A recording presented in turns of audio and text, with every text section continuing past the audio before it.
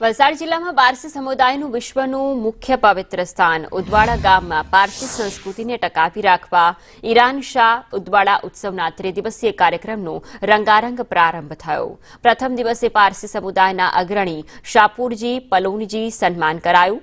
વડા દસ્તુ ખુરશેદજીએ દેશમાં સુખાકારી માટે દુઆ કરી તેમજ પારસી સમાજના વડા દસ્તુરજીએ ઉદવાડા ગામને એમ્બ્યુલન્સ ભેટમાં આપી।